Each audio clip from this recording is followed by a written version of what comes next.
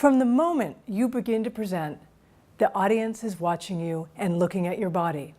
They are receiving conscious and subconscious messages about you as a business professional. You want to make sure that your body projects confidence and competence.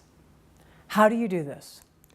Well, first, it's important to remember that we all have different physical abilities. So you'll want to tailor your bodily presentation to your own specific circumstances, whether that means you're presenting standing up or sitting down. So, when you're standing and presenting, you're going to want to make sure you have a foundational stance from which to move and from which to speak. This involves having your feet in proper location with your body. So let's do an activity for a moment. Put your feet close together so that the balls of your feet and the heels of your feet are touching. And now stand there. I don't know how fast the earth moves, but can you feel the tendency to want to sway and move a little bit? This is not a strong base from which to speak because you do not have a wide enough base to support your body. Now do this. Put your feet far apart, really far apart. This is not a strong base either. You certainly aren't going to move, but you don't look natural at all. You look defensive. You look like a football player waiting to be tackled. So you do not want to stand with your feet far outside of your hips.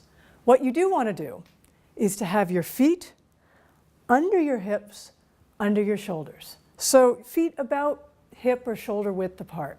Maybe a little closer, a little further apart, depending on how you feel. From this stance, you can have purposeful movement. You can move sideways. You can talk to people. You can walk forward. You can move backwards. And you always can come back then to that foundational stance.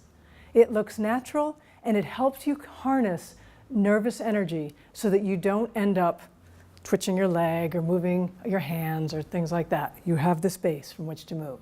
If you're seated, what you'll want to do is to make sure that your upper body is upright or slightly leaning forward to show engagement. The other part of bodily delivery is eye contact. You're going to want to make eye contact with your audience. You may have been told once to, when you have an audience, to look out over their heads. You don't want to do that. Look at that. It looks weird. The person's not talking to you. Instead, you want to talk to your audience. And so you might look at members here, and a member there, and a member over there. And whether you have 5 people in your audience or 500, you can still make eye contact. What you don't want to do is stare fixedly at one person. And people make this mistake. They often look at the power broker in the room, and you don't want to do that because that makes the person feel funny and it, again, just looks weird. So make sure to make eye contact with the whole room. Your hands, that's another important part, what to do with them. You don't want to do this. Have your hands up close to you where you look tentative or nervous. You also don't want to have them like this, you look defensive. And you don't want to have them in your pocket. People want to be able to see your hands. So you can have them at your side, but then you certainly want to make some gestures.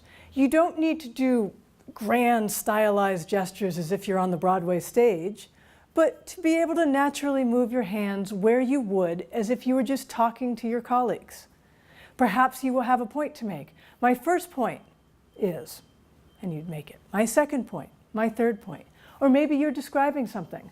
Our product is going to go in a box that's going to be about 1 foot long and 6 inches deep so that we can fit a lot on the shelves. So use your hands in appropriate ways and also be aware of cultural differences in the meaning of hand gestures. You don't want to end up inadvertently offending anybody. For your dress for your body, make sure that you dress appropriately and professionally for the context.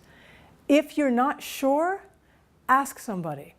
And if you're in doubt, always dress slightly up from what is expected. So if you're not sure if it's business formal or business casual, go with business formal. Also remember that you have an important role with your body in bodily delivery if you are part of a team and you are not speaking. The speaker will be here holding the stage.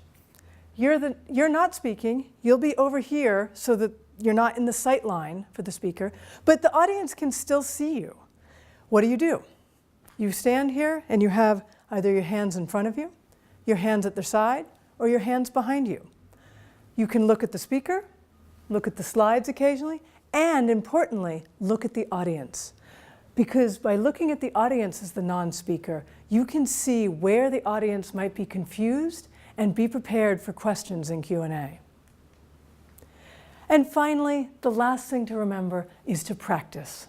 And if possible, record yourself and watch your delivery.